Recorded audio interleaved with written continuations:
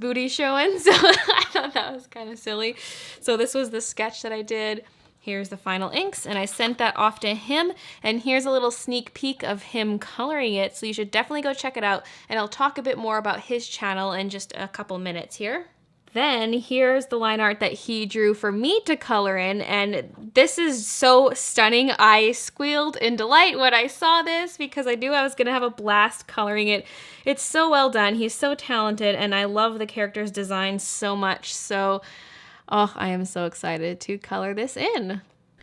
So just to tell you a little bit more about Jazza's channel, he has all kinds of art videos, and it's not just illustration, but also animation. So if you are looking to learn how to animate, his channel is the place to go for animation tutorials. And in terms of illustrations, he does everything from speed paints to challenges, reviews. He even does a challenge of the month that everyone gets to participate in where there's a theme and you can submit your art. It's pretty darn cool, just a huge variety and tons of tutorials. So I highly recommend you check him out because he's very talented and his videos are super informative. So for his gorgeous queen illustration, I decided I'm going to color in with Copics and a few of my Winsor & Newton markers. And I decided to go with a specific color scheme, and it was inspired by two sources. One was this art book that I have. It features some kind of fancy royal looking woman on the front, and there's a lot of whites and kind of gold and light brown colors in it.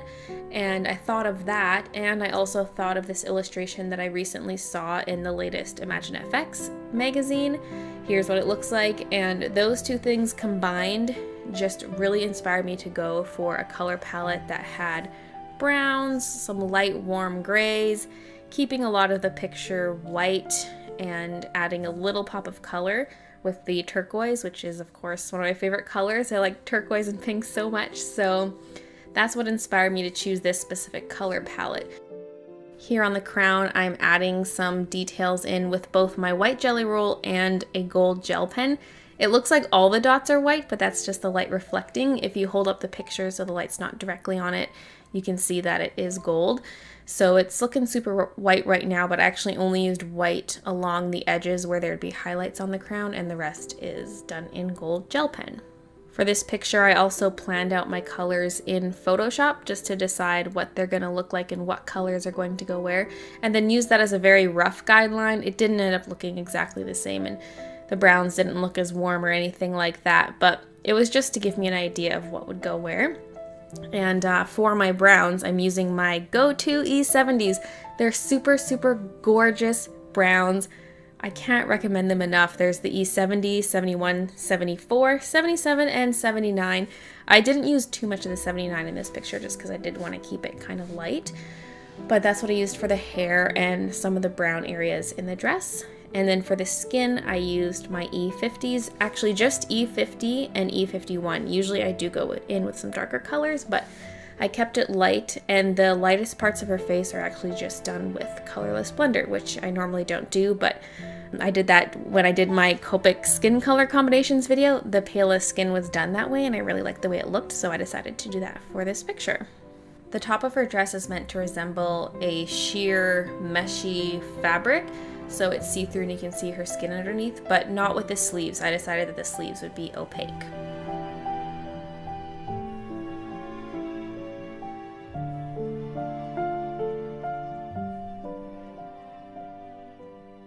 For the dress, I wanted it to be white, but not quite white, so a lot of it is filled in with my warm grays.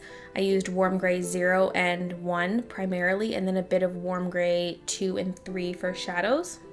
I added a touch of light blue and light pink to many areas in the picture, just to make the colors a little more dynamic and not so flat. Just adds a level of interest, and it wasn't even intended to be part of a specific light source or anything. It was just meant to add more color.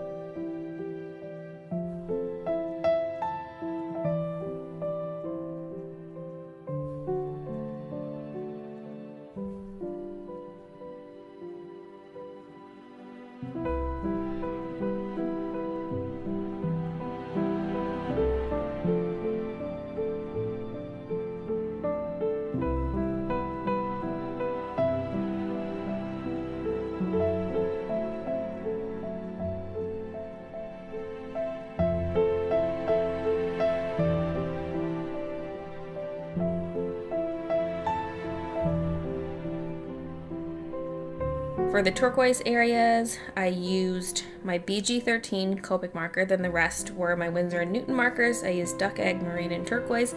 It's really weird because for my Copics, I know them by their numbers, and then for my Winsor & Newton markers, I know them better by their long names, so I don't know. That's just how I do it.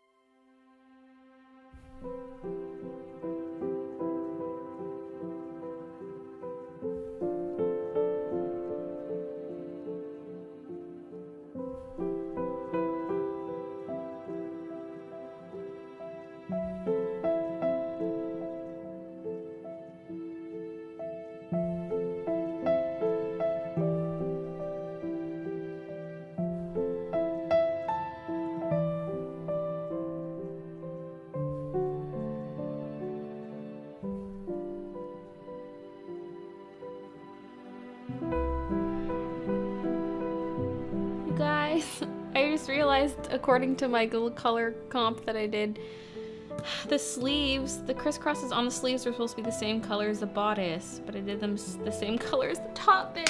No! I'm gonna try to recover it a little bit, but it was a way to get more of this gold into the picture.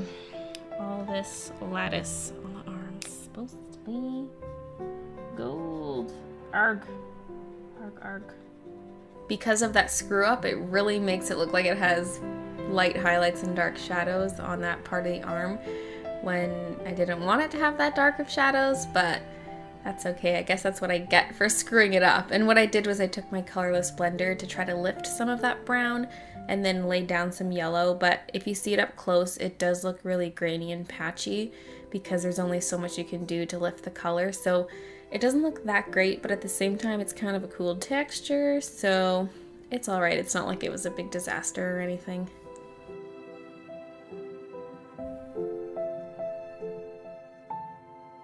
One thing I like is that since there isn't any turquoise on the bottom of the drawing other than blue highlights, it kind of keeps your focus around the top that draws your eye to her face and to the bird, which are the focal point of the picture. So I think the color really helps draw your eyes to that location.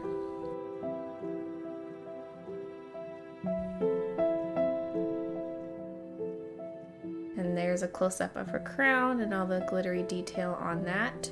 There's also glitter on her necklace and the top part of her dress that has the little beadings or sequins, whatever you want them to be. I'm actually quite happy overall with the colors I chose and with the way I colored it, so I think it was a